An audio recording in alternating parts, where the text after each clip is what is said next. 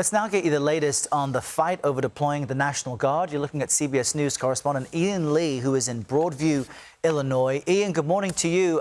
Tell us about where you are and the sentiment that you've seen and heard from residents about this federal deployment. I wonder if there's been a shift or change in the past week or so.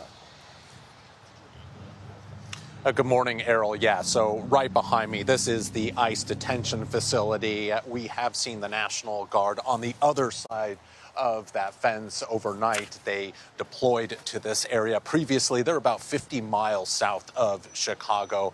The president bringing them up here.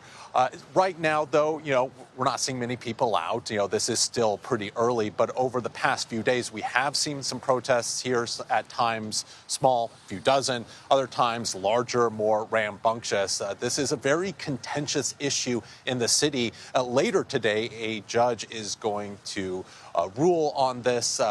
Late last night, the Trump administration filed a response in the case against Illinois, saying the president has broad authority to deploy the National Guard. The president has also threatened to sidestep local officials and court rulings by invoking the Insurrection Act. That is a 19th century law that in some cases allows the president to activate troops to combat acts of rebellion. So this is a very contentious issue, neither side backing down.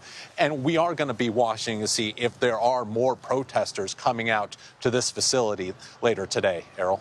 And Ian, considering you've got the president clashing with not just the governor of the state, but the mayor of Chicago as well, where do things stand ahead of rulings, both in Illinois and Oregon, that could dictate what's next?